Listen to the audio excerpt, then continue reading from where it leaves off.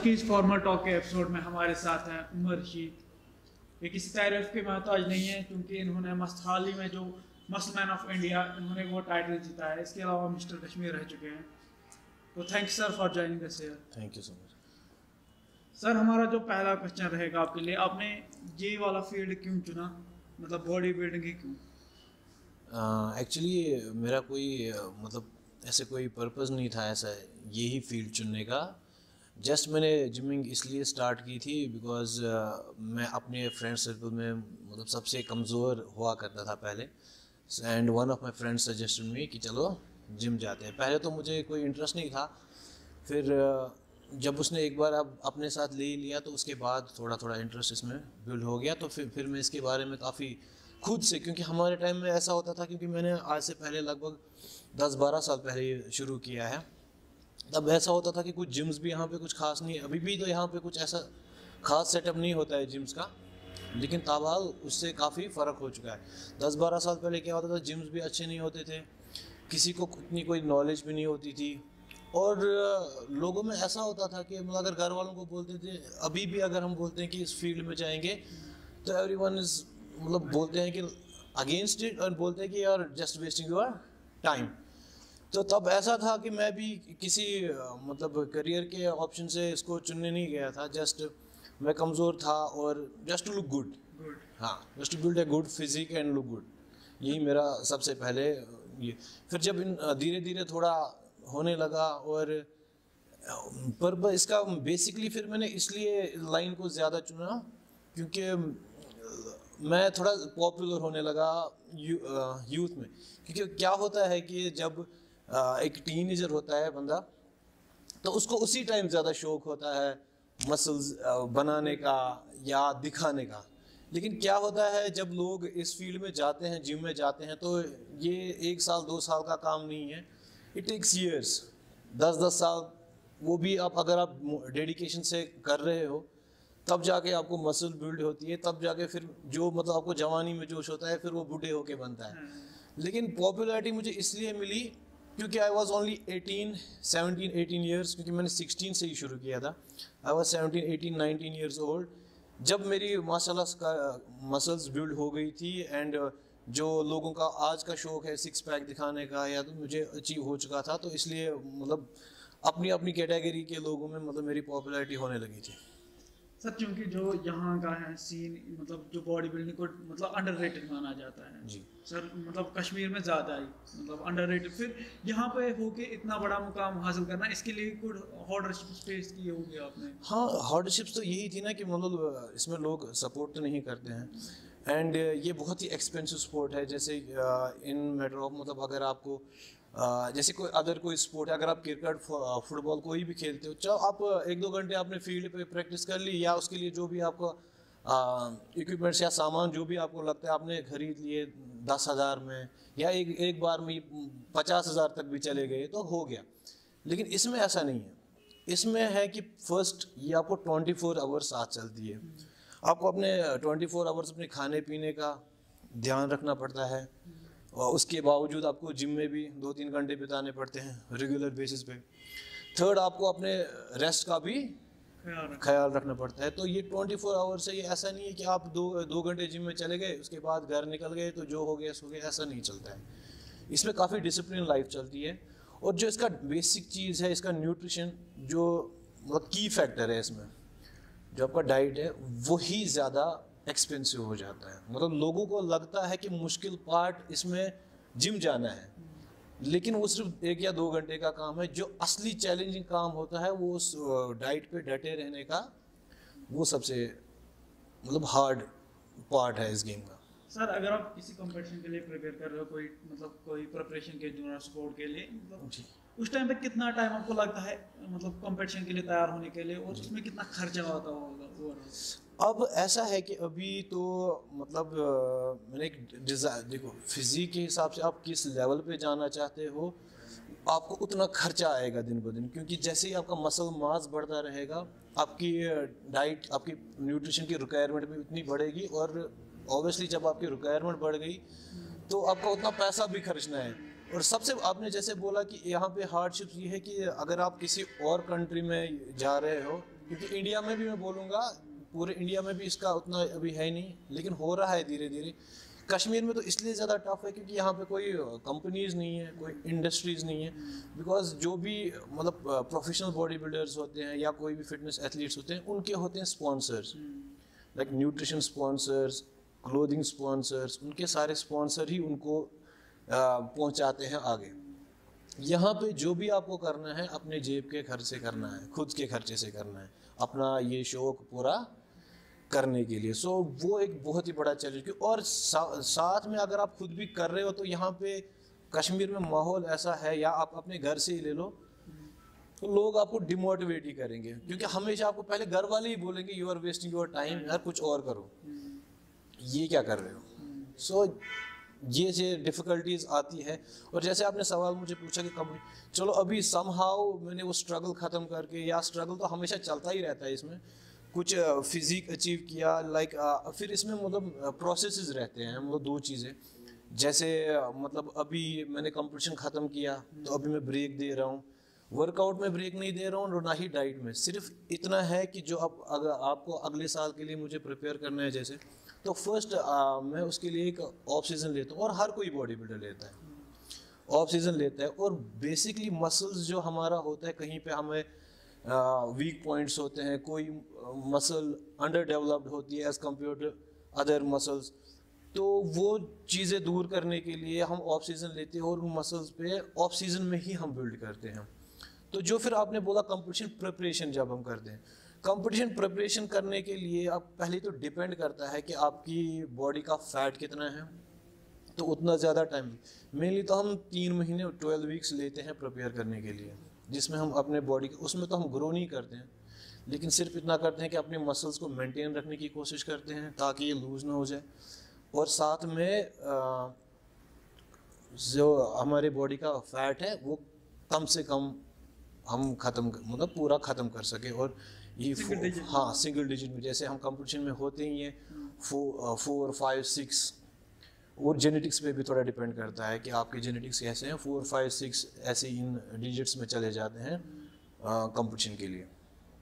Sir आपने बाहर भी स्टेज रिप्रेजेंट किया, आपने कश्मीर में भी रिप्रेजेंट किया स्टेज, सर इन दोनों में डिफरेंस क्या आपको लगी, वहाँ पे क्या है डिफरेंस स्टेज रिप्रेजेंट करने में और कश्मीर में क्या है?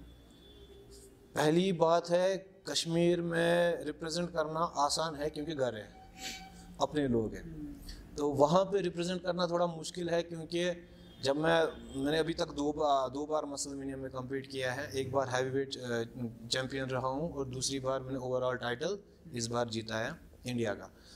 तो वहाँ पे लोग पहले सारे अलग अलग जगहों से हैं, तो अपना तो वहाँ पे कोई नहीं है, आप you are by your own self वहाँ पे खड़े हो। तो वहाँ के यहाँ पे तो आपको आ जाएंगे, पहले ही दोस्त 10-12 होंगे सपोर्ट करने के लिए, आपका नाम चलाने के लिए, उसके बावजूद भी कश्मीरी है तो कश्मीरी को मतलब इम्प्रेस करना भी और सपोर्ट करना भी इजी हो जाता है। तो वहाँ के लोगों को आपको इम्प्रेस करना या एंटरटेन करना और फिर वो आपके सपोर्ट में आ जाए, वो थोड़ा डिफ़िकल्ट है यहाँ से, वो यहाँ से डिफ़िकल्ट है। और फिर वहाँ से आके मतलब कोई कश्मीरी बंदा आए और टाइटल ले जाए, ये थोड़ा चैलेंजिंग रहता है, तो वो डिफ़िकल्टीज़ है यहाँ पे, उतना उससे तो आसानी है। सर और एक क्वेश्चन है हमारा ये कि हमारे बहुत सारे, हमने कल पोस्ट डाला था जी कि हम क्या क्या बातें करनी चाहिए, कौन से सवाल आते हैं जो कॉमन। एक सवाल आया था, वो शायद से इसी फील्ड से रिलेट था, वो बच्चा वो बोल रहा था कि हमें स्पॉन्सर्स नहीं मिल रहे हैं, मतलब उसकी जो आपने बात की थी जी बिल्कुल, तो उन्होंने बोला कि इनको आप बोले कि हम मिनिमम में कैसे मतलब बॉडी मेंटेन करें, बाकी चीज़ें करें, मतलब देखो पहली एक बात है, स्पॉन्सर्स तो अभी तक हमें भी नहीं मिलते हैं। मैंने जो भी कहा कि हमें जो भी करना है, क्योंकि यहाँ पे बॉडी बिल्डिंग करना और दूसरे जगह पे बॉडी बिल्डिंग करना और यहाँ से जाके कोई भी स्टेज रिप्रेजेंट करना, ये अपने आप में एक बड़ी बात है। क्योंकि अगर आप यहाँ के पहले हालात ही देखो, मतलब मुझे लगता है 2000 से 2 सालों से तो हम बंद ही है अभी, तो वो एक चैलेंजिंग, आपको जिम भी जाना है, अपनी चीज़ें मतलब अरेंज भी करनी है, मेंटेन भी करना है और मेंटली भी फोकस रहना है इन चीज़ों पे। अगर हम हालात सुधरने का वेट करेंगे फिर जिम जाएंगे तो उतने टाइम में तो हम, मुझे लगता है थोड़ा ज़्यादा ही करनी, तभी बोल रहा हूँ ना। और फैसिलिटीज़ भी है ऐसा, देखो ऐसे हम बोलने में आता है कि नहीं यार, जिसको, एक बात तो सच है, जिसको मतलब इंटरेस्ट होगा वो कहीं से भी अपने रास्ते निकाल लेता है। लेकिन एक चीज़ जो फैक्ट है, क्योंकि मैं दूसरी जगहों पे भी अब बैठ चुका हूँ या वर्कआउट कर चुका हूँ या वहाँ का माहौल देख चुका हूँ, तो फैसिलिटीज़ तो ज़रूरी मतलब मैटर करती है। क्योंकि बाहर भी जगह वहाँ पे आपको हर एक चीज़ अवेलेबल है, इजीली अवेलेबल है। वहाँ पे जिम्स बहुत बड़े हैं, वहाँ के इक्विपमेंट्स बहुत बड़े मतलब अच्छे क्वालिटी की है। यहाँ वहाँ के ट्रेनर्स आपको अच्छे। फर्स्ट ऑफ ऑल तो मेरा एक यहाँ का जो एक बड़ा इशू है वो है कि यहाँ पे ट्रेनर्स नहीं है, ये सबका इशू रहता है। और उसमें एक फैक्ट है, आजकल के जो लोग हैं, मैं तो नाम तो पर्टिकुलरली किसी का नहीं लेना चाहता हूँ, लेकिन ओवरऑल जनरली आजकल सब ये कर रहे हैं, क्योंकि सोशल मीडिया का ज़माना है, जिसको जो मर्जी आए वो चढ़ाए, लोग उससे मिसगाइड हो जाते हैं। देखो लोग क्या बोलते हैं, मैं भी एक एकेडमी से 2016 में ये ना सर्टिफिकेट ले चुका हूँ, फिटनेस सर्टिफिकेट। लेकिन अब क्या हो रहा है कि लोग क्या करते हैं, जो भी अपने सोशल मीडिया पे कोई भी प्रोफाइल, पहले तो यहाँ पे एक प्रॉब्लम है कि मतलब जो इस फील्ड से नहीं है वही जिम खोल के बैठे हैं। सेकंड प्रॉब्लम है कि वो सोशल मीडिया पे आते हैं और लिखते हैं कि that we are certified trainer, certified nutritionist, ऐसे कुछ लिख लेते हैं, तो उससे लोग मिसगाइड हो जाते हैं। फर्स्ट ऑफ ऑल एक चीज़ है, मैं लगभग 12 या 13 सालों से जिम में हूँ। उसमें एक इशू आता है जब आप इस फील्ड से नहीं हो, बिल्कुल भी नहीं। लेकिन सर्टिफिकेट का मतलब ये है कि आप अभी एकेडमी में जाओगे, 3 मंथ का कोर्स करोगे और उस 3 मंथ में भी आपको हफ्ते में 1 या 2 क्लासेस देनी होती है, तो वो आपको भी सर्टिफिकेट दे देंगे। तो मुझे लगता है ये बहुत अनफेयर है फिर आपको मेरे साथ मैच करना या कंपेयर करना, क्योंकि मेरे पास 12 सालों का एक्सपीरियंस है। स्टिल अगर मेरे पास सर्टिफिकेट नहीं है तो मेरे मतलब मैं नहीं बोल सकता दैट आई एम सर्टिफाइड। और आप 3 महीनों में बोल सकते हो कि दैट आई एम सर्टिफाइड। वो अब लोगों को भी उतनी मतलब सोच होनी चाहिए, उतनी अकल होनी चाहिए कि हमें एक्सपीरियंस चुनना है या सर्टिफिकेशन देखनी है। और उस पर भी प्रॉब्लम, 3 महीने में आप सर्टिफिकेट पालोगे, आप खुद सोचो आप कितना जस्टिस कर सकोगे आप अपने क्लाइंट के साथ। जब आपको सिर्फ आपने कभी डंबल उठाई नहीं होगी, आप कभी जिम में नहीं गए होगे, still you can have the certificate. I can मतलब लीगली मैं ट्रेन कर सकता हूँ, मतलब हाँ लीगली आप ट्रेन कर सकते हो, बट आप खुद से सोचो आप कितना जस्टिस कर पाओगे। सो ये चीज़ें हैं और इसी चीज़ का लोग फ़ायदा आप उठा रहे हैं कि हम सर्टिफाइड है। और सबसे बड़ी बात है कि वो होते भी नहीं है। अगर आप होते तो चलो हम वो भी मानते कि वो लीगली ट्रेन है, मतलब ट्रेन करने के लिए एलिजिबल है, लेकिन वो होते भी नहीं है। और प्रॉब्लम यही है कि वो अपने सोशल मीडिया अकाउंट से लोगों को मिसगाइड कर लेते हैं। तो दूसरा क्वेश्चन आया था कि जी, शुड आई टेक प्रोटीन और नेचुरल डाइट, मतलब उसको बस फिटनेस का था कि उस बंदे का ये सवाल था, मुझे बस पैक्स वैक्स चाहिए, अच्छी बॉडी चाहिए, मुझे compete नहीं करना है जी। मुझे उस टाइम पे प्रोटीन लेना है कि मुझे मतलब नेचुरल प्रोटीन लेना है कि मुझे। देखो एक चीज़ है लोगों में, मुझे पता नहीं क्यों है, लेकिन मतलब मुझसे ज़्यादा पढ़े लिखे हैं लोग, लेकिन फिर भी मतलब बातें ऐसी करते हैं कि मतलब इंसान बोलेगा कि ये कोई इलिटरेट बंदा है। क्यों? पहले ये बोलेगा कि पहले लोगों को समझ में नहीं आ रहा है कि मतलब वो बोलते हैं हम प्रोटीन ले, मतलब वर्कआउट हम 3 महीने से कर रहे हैं, 1 साल से कर रहे हैं, क्या हम प्रोटीन ले? मतलब अगर देखने पाएंगे कॉमन सेंस है, अब बच्चे को पता है कि वर्कआउट करनी है, मसल बिल्ड करना है तो प्रोटीन लेना ही लेना है। चलो ठीक है, अब प्रोटीन कौन सा ले? तो प्रोटीन पे बात आती है, वो बोलते हैं हम नेचुरल डाइट खाए या सप्लीमेंट खाए। देखो अगर आप नेचुरल डाइट भी खाते हो ना, वो भी आप मतलब मेनली बेसिकली तो प्रोटीन के लिए ही खा रहे हो। लाइक अगर आप एग्स खा रहे हो, चिकन खा रहे हो, कुछ भी खा रहे हो, डाइट जो भी आपका शेड्यूल होगा डाइट का, वो प्रोटीन के लिए ही खा रहे हो। ये नहीं है कि मतलब मैं प्रोटीन खाऊं कि नहीं, प्रोटीन आपको खाना ही खाना है। अब आप किस फॉर्म में खा रहे हो वो डिपेंड करता है। अब आपको सप्लीमेंट पे कब जाना चाहिए? अगर आपकी रिक्वायरमेंट ज़्यादा है और आप नेचुरल फूड से वो मतलब फुल नहीं कर सकते हो, नहीं कर पा रहे हो, then you can move on.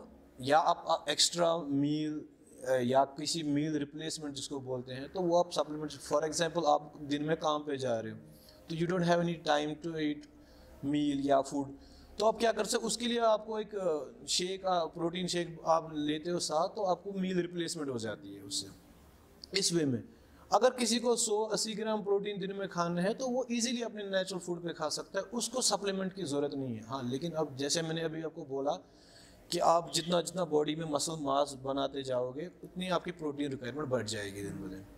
फिर जैसे मैं अभी 200-250 ग्राम प्रोटीन या कभी 300 ग्राम प्रोटीन लेता हूँ, तो वो थोड़ा डिफ़िकल्ट हो जाता है मतलब फूड से लेना, क्योंकि फूड आपको बहुत खाना पड़ेगा, फिर दिन भर आप फूड खाते रहोगे, आपको और कुछ करने का टाइम नहीं मिलेगा।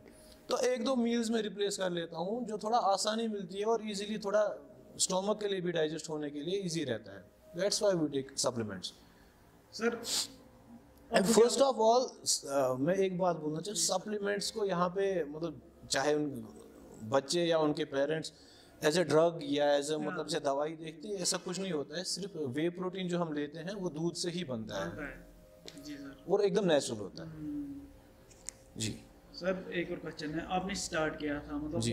मतलब उस स्टेज पे, अब क्या लगता है आपकी जर्नी रही है यहाँ तक, यहाँ से अब क्या लगता है अगले जो कुछ साल आने वाले हैं, यहाँ से लड़के निकलेंगे मतलब कम्पीट, जैसे आपने कम्पीट किया, मतलब वो निकलेंगे कम्पीट करेंगे मतलब इंडियंस के साथ, मतलब जो बाहर के हमारे हैं?